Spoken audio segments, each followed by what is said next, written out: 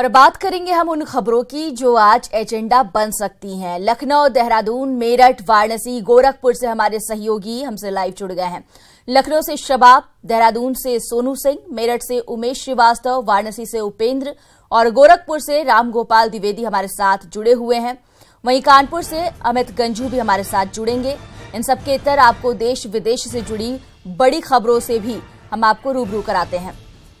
अगर आप दिल्ली या मुंबई के राष्ट्रीय राजमार्गों पर सफर करते हैं तो सावधान हो जाएं। एक स्टडी में इस बात का खुलासा हुआ है कि दिल्ली मुंबई के करीब 30% राष्ट्रीय राजमार्ग कार, बस और ट्रक के लिए सुरक्षित नहीं है। ये स्टडी वर्ल्ड बैंक और national highways authority of India यानी कि NHAI समेत कई एजेंसियों ने कराई है। वहीं हरियाणा के रेवाड़ी में राष्ट्रपति पुरस्कार से सम्मानित छात्रा से गैंगरेप मामले में पुलिस ने 3 मुख्य आरोपियों में से एक निशु को गिरफ्तार कर लिया है। पुलिस ने निशु को कोर्ट में पेश करने की तैयारी शुरू कर दी है। इस मामले में अभी भी 2 मुख्य आरोपी फरार हैं। इसरो द्वारा छोड़े गए दोनों ब्रिटिश सैटेलाइट नोवा SAR और S14 कक्षा में पहुंच गए। आंध्र प्रदेश के श्रीहरिकोटा स्थित सतीश धवन स्पेस सेंटर से इसरो ने PSLV 42 से इन्हें अंतरिक्ष में भेजा। आपको बता दें कि अब तक इसरो 29 देशों के 237 सैटेलाइट अंतरिक्ष में भेज चुका है। केंद्रीय गृह मंत्री राजनाथ सिंह भारत पाक अंतर्राष्ट्रीय सीमा पर देश के पहले स्मार्ट फेंस प्रोजेक्ट का उद्घाटन करेंगे। इसके साथ ही बॉर्डर पर जाकर जमीनी स्तर पर सुरक्षा हालात की जानकारी लेंगे। उच्च स्तरीय बैठक कर सीमा की सुरक्षा और अन्य मसलों की समीक्षा भी राजनाथ सिंह करने वाले हैं। प्रचंड तूफान मांगखूट उत्तरी फिलीपीन में तबाही मचाने के बाद घनी आबादी वाले हांगकांग और दक्षिण चीन की ओर बढ़ गया है। फिलीपींस में आंधी और मूसलाधार बारिश के साथ आए तूफान के कारण भूस्खलन और मकान गिरने की घटनाओं में कम से कम 64 लोग मारे गए हैं। जानकारी के मुताबिक 24 लाख से अधिक लोगों को सुरक्षित निकाल लिया गया और करीब 50,000 मछली पकड़ने वाली नौकाओं को वापस तट पर बुला लिया गया है। और अब बात आज के एजेंडे की करते हैं। अपने तमाम सहयोगियों से जानते हैं कि आज कौन सी वो अहम खबरें हैं जो एजेंडा बनने वाली हैं। सबसे पहले लखनऊ का रुख करते हैं। हमारे साथ शबाब जुड़े हुए हैं लाइव। शबाब, बताइए कौन सी वो खबरें होंगी जो आज एजेंडा बनेंगी? और देखिए, आज 2 प्रमुख खबरों पर सबकी नजर रहेगी। सबसे पहले प्रधानमंत्री नरेंद्र मोदी का जो जन्मदिन है उसको लेकर के खबरें हैं। जिस तरीके से वो आज पहली बार अपने जन्मदिन को मनाने के लिए काशी पहुंचेंगे, उसकी तैयारियां जोरों पर हैं। लखनऊ से लेकर के काशी तक दोनों ही जगहों पर शहर को पूरा बधाई संदेशों से पाट दिया गया है। दूसरी जो बड़ी अहम खबर रहेगी वो शिवपाल यादव के सेकुलर मोर्चे से रहेगी। शिवपाल यादव के सेकुलर मोर्चे का झंडा जो है वो फाइनलाइज हो गया है और इस झंडे को लेकर के भी अब बहुत सारे जो शंकाएं थी वो खत्म हो गई हैं। ऊपर लाल रंग है, नीचे हरा रंग है, बीच में पीला रंग है। एक तरफ शिवपाल यादव की फोटो लगी है, दूसरी तरफ मुलायम सिंह यादव की फोटो लगी है। यानी कि अब शिवपाल का सेकुलर मोर्चा तैयार है और कहीं ना कहीं आने वाले चुनावों में शिवपाल का सेकुलर मोर्चा समाजवादी पार्टी यानी कि अखिलेश यादव की पार्टी के लिए जो उनके तिक्रम है उनको बिगाड़ सकता है। ये 2 बड़ी खबरें हैं मोनिका, जिन पर आज दिन भर नजर बनी रहेगी। सोनू, बताइए प्रदेश में आज क्या कुछ खास होने वाला है? कौन सी बड़ी खबरें हैं जो एजेंडा बनने वाली हैं?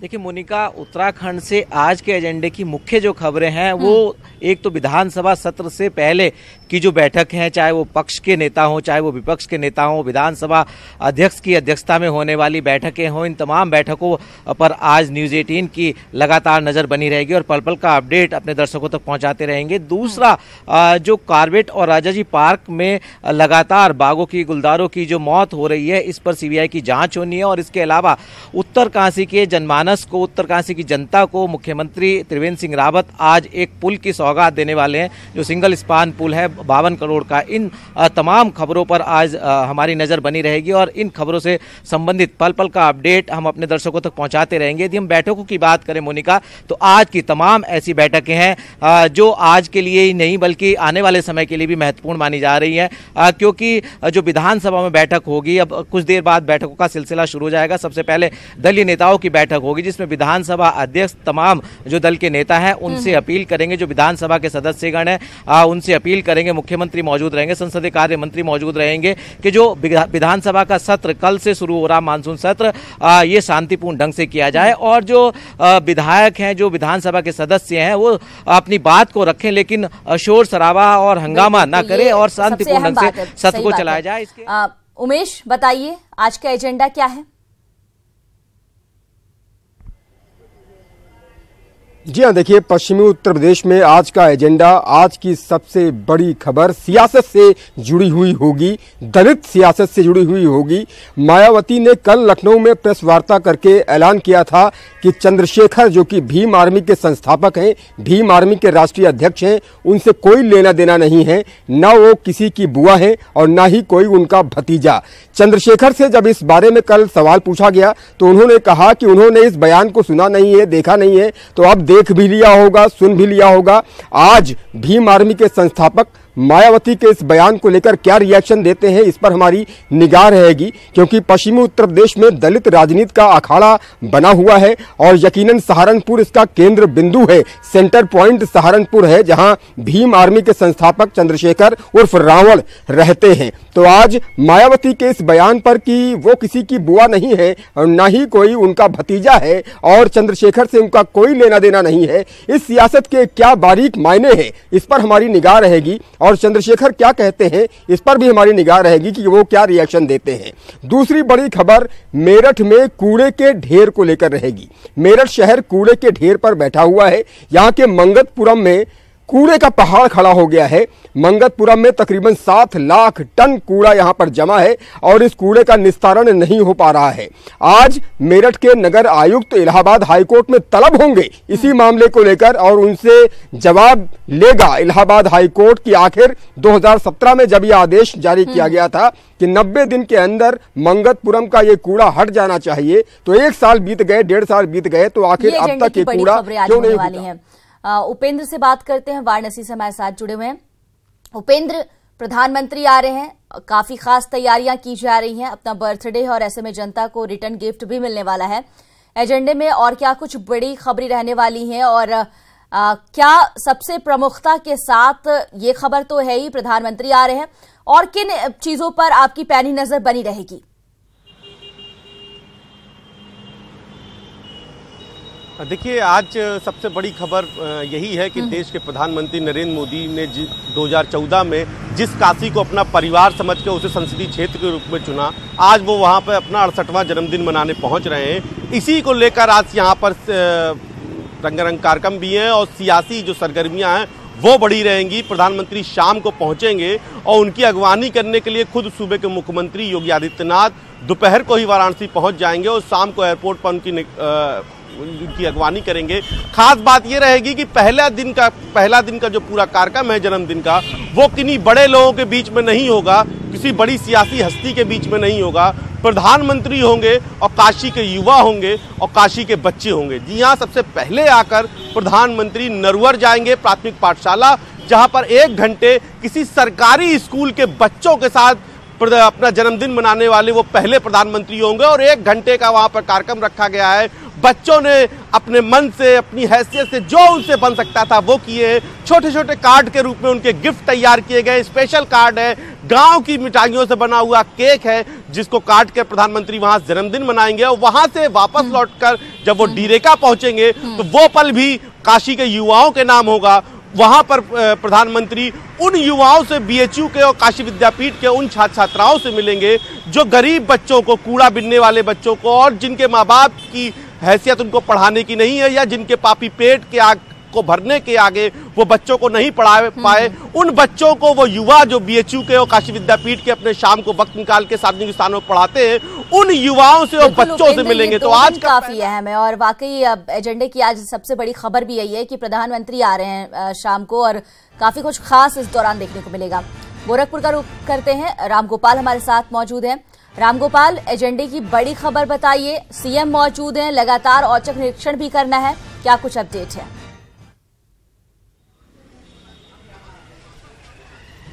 मोनिका, बिल्कुल मुख्यमंत्री योगी आदित्यनाथ गोरखपुर में मौजूद हैं और उन्होंने जो आज का उनका जो समय था वो पूरी तरीके से आरक्षित था, लेकिन पिछले 12 घंटे पहले उन्होंने एकाएक गोरखपुर जिला अस्पताल के निरीक्षण का कार्यक्रम बनाया।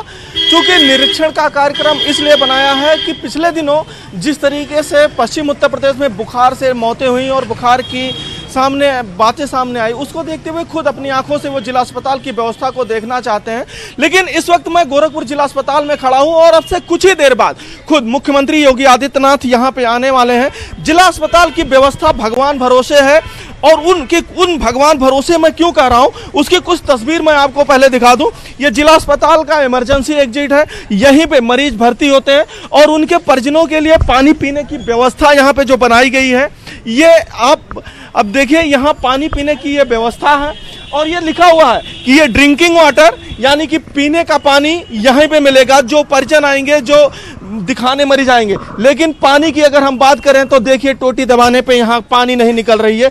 साथ ही जिला अस्पताल परिसर इमरजेंसी के ठीक सामने बने इसमें शराब की बोतल रखी हुई है, गंदगी एकदम फैली हुई है।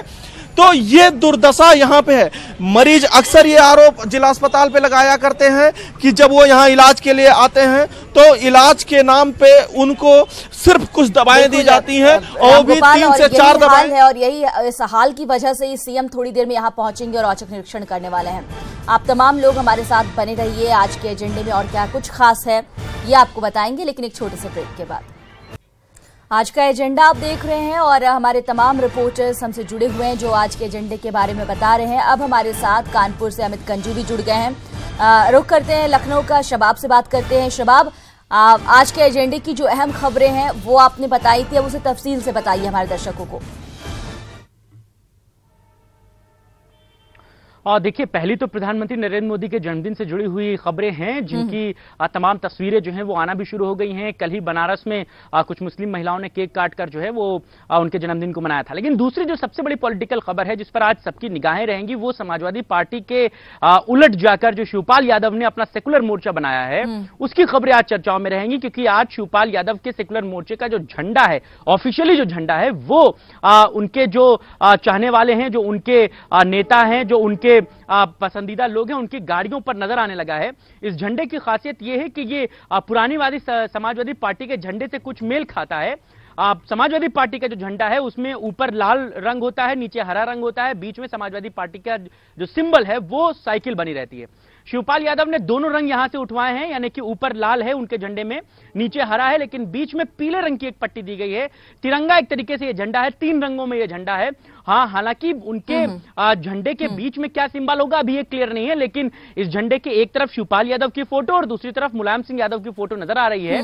जो उनके सेकुलर मोर्चा से ताल्लुक रखने वाले नेता हैं वो अपनी गाड़ियों के जो गाड़ी के कॉर्नर पर जो झंडा लगा होता है उस पर सेकुलर मोर्चे के झंडे को लगाकर चल रहे हैं। देखिए, इस बात में कोई दो राय नहीं कि शिवपाल यादव जमीनी नेता हैं और एक बड़ा तबका उनके साथ ताल्लुक रखता है, और अगर एक झटके में शिवपाल यादव इस तरह से अलग होंगे तो समाजवादी पार्टी में डेंट जरूर लगेगा। अब यहीं से सियासत का दूसरा रुख देखना पड़ेगा कि इस पूरे मामले को अखिलेश यादव कैसे टैकल करते हैं। हालांकि शिवपाल यादव के सेकुलर मोर्चा बनाए जाने के बाद आज इस पर चर्चा की जाएगी और ये एजेंडे में दूसरी सबसे बड़ी खबर होगी। अमित का रुख करते हैं, कानपुर से हमारे साथ लाइव जुड़े हुए हैं। अमित, कानपुर की आज कौन सी बड़ी खबरें हैं एजेंडे की?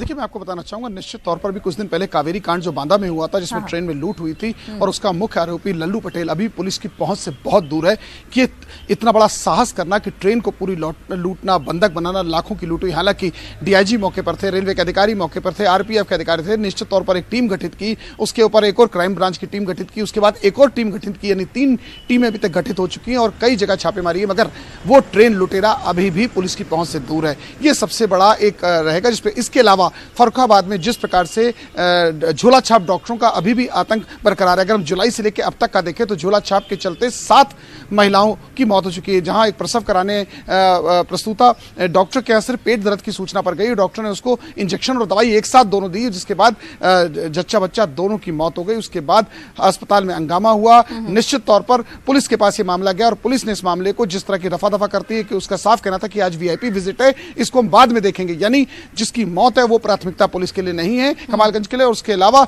वहां कहीं ना कहीं मैनिपुलेशन का खेल चला, क्योंकि जो अपोजिट डॉक्टर पक्ष है, झोला छाप डॉक्टरों की जो मोटी कमाई का हिस्सा कहीं ना कहीं लोकल स्तर पर थाने में पहुंचता है, इसलिए पुलिस उसमें कार्रवाई करने से बचती नजर आ रही है। उसके बाद अगर हम झांसी की बात करें, जहां सीपरी बाजार में पिछले कई महीनों से शोधे एक युवती को परेशान कर रहे हैं और परेशानी का सबब यह है कि घर में घुस के मारपीट करते हैं, तोड़फोड़ करते हैं, उसका सड़क पर निकलना दूभर किया। और अब जब वो पीड़िता पुलिस पर सीपरी बाजार पर थाना पुलिस स्टेशन के पास जाती है तो पुलिस सीसीटीवी कैमरेज जो फुटेज है उसके बाद भी उन पे कार्रवाई नहीं करे। तो इससे आप समझ सकती हैं कि दबंगों की। सोनू, इससे पहले आप बता रहे थे कि एजेंडे में सबसे बड़ी खबर आज बैठकों का दौर चलने वाला है विधानसभा सत्र से पहले, इसके अलावा और क्या कुछ खास है?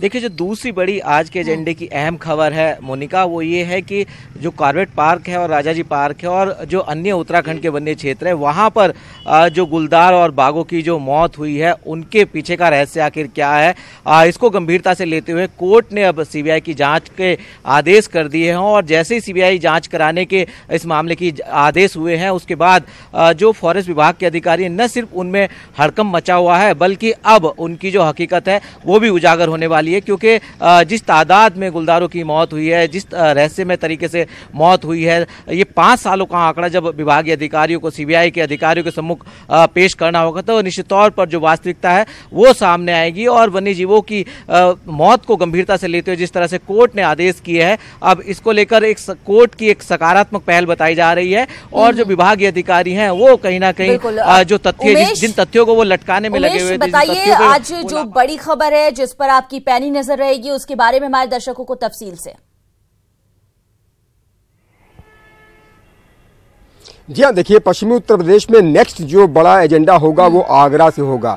आगरा में कल प्रदेश के लोगों ने, आगरा के लोगों ने डॉक्टर्स की मनमानी देखी थी कि किस तरह से डॉक्टर्स ने तांडव किया था, कितना बवाल हुआ था और किस तरह से मरीजों की जान आफत में पड़ गई थी, मरीज के तीमारदार परेशान थे और डॉक्टरों ने इमरजेंसी ठप कर दी थी।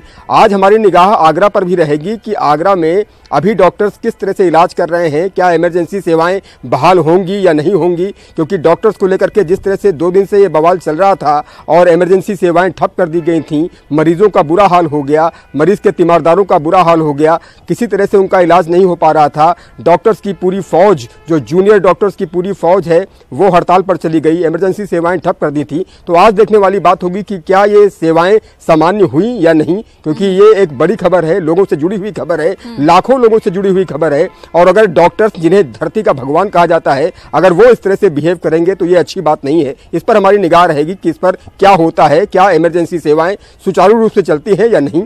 और जो नेक्स्ट बड़ी खबर रहेगी वो प्रधानमंत्री नरेंद्र मोदी के जन्मदिवस को लेकर के रहेगी। आज प्रधानमंत्री का जन्मदिवस है। वाराणसी से उपेंद्र पूरी तैयारियों के बारे में बता रहे हैं और मेरठ में भी आज 59 मीटर एक लंबी पेंटिंग बनाई जाएगी और ये हम अपने दर्शकों को दिखाएंगे। जी मोनिका। रामगोपाल, मुख्यमंत्री कब तक पहुंचने वाले हैं जिला अस्पताल जहां आप मौजूद हैं? उनका 10 मिनट के अंदर मुख्यमंत्री योगी आदित्यनाथ जिला अस्पताल 10:10 पे पहुंचेंगे मुख्यमंत्री योगी आदित्यनाथ। लेकिन उनके आने के पहले जो अधिकारी हैं उन्होंने अपनी पूरी ताकत झोंक दी है कि किस तरीके से सब कुछ अच्छा और बेहतर दिखाया जाए मुख्यमंत्री को। आज इस मुख्यमंत्री के दौरे पे जो हमारी नजर है जिला अस्पताल पे कि क्या मुख्यमंत्री एक बार सच्चाई से वाकिफ होंगे, अधिकारियों पे कोई कार्रवाई करेंगे या अधिकारी जो उनकी मंशा है कि सब कुछ सही दिखा दिया जाए। जिस तरीके से सरकार ने, शासन ने 304 दवाएं उपलब्ध कराई हैं जिला अस्पताल को और उसमें से सिर्फ 4 या 5 टेबलेट बांटी जाती है, लेकिन सब कुछ सही दिखाने की कोशिश अस्पताल प्रशासन के द्वारा, अस्पताल के अधिकारियों के द्वारा की जाती है। तो क्या इस तरीके से आज वो सफल हो जाएंगे या नहीं होंगे, मुख्यमंत्री क्या कुछ कार्रवाई करेंगे, इस पे हमारी नजर रहेगी। साथ ही जो आज पूर्वांचल की 2 और बड़ी खबरें हैं, देवरिया में एक तो आज सुबह 2 हत्या हो गई, उस पर पुलिस क्या कुछ कार्रवाई करती है, कानून व्यवस्था पे क्या कुछ होता है। चूंकि मुख्यमंत्री गोरखपुर में मौजूद है, गोरखपुर से सटा जिला देवरिया है, 2 हत्या हो जाती है, तो उस पर क्या कुछ रहेगी। साथ ही जो 3 दिनों से एक घटनाक्रम कुशीनगर में चल रहा है, मुसहर जात के 2 युवकों की मौत। हालांकि जो गांव वाले हैं उनके परिजन हैं वो आरोप लगा रहे थे कि कुपोषण के कारण मौत हुई। 2 दिन पहले खुद जिले के डीएम सामने आते हैं और वो कहते हैं कि कुपोषण से नहीं, टीबी से मौत हुई, जिस पे कल जिला क्षय रोग अधिकारी कहता है कि वो जो जिन दोनों युवकों की मौत हुई है वो उनको टीबी थी ही नहीं। यानी कि डीएम की रिपोर्ट को ही जिला क्षय अधिकारी ने खारिज कर दिया। अब आज उस पे भी हमारी नजर रहेगी कि क्या मुख्यमंत्री जी उस खबर को संज्ञान लेंगे और उस पे क्या कुछ कार्रवाई शासन स्तर से होगी, क्योंकि मुसहर जात जो पूर्वांचल की है, खास करके कुशीनगर में बेहद गरीब जात मानी जाती है और मुख्यमंत्री जी खुद कई बार जिलाधिकारी तो ये बड़ी खबरें होंगी आज के एजेंडे की। बहुत बहुत शुक्रिया आप तमाम लोगों का हमसे जुड़ने के लिए और बताने के लिए कि आज के एजेंडे में क्या कुछ खास रहेगा। इसी के साथ दीजिए इजाजत। चलते चलते आपको बता दें कि हमारी पहुंच आपकी ताकत है। अब न्यूज 18 यूपी देखने के लिए आप लॉग इन कर सकते हैं news18up.com। हमारा फेसबुक पेज है news 18 UP, Twitter handle news 18 UP और हमारा यूट्यूब चैनल है न्यूज 18 यूपी उत्तराखंड। और अब न्यूज 18 उत्तराखंड देखने के लिए आप लॉग ऑन कर सकते हैं news18uk.com। हमारा फेसबुक पेज है न्यूज 18 यूके और हमारा यूट्यूब चैनल है न्यूज 18 यूपी उत्तराखंड। नमस्कार।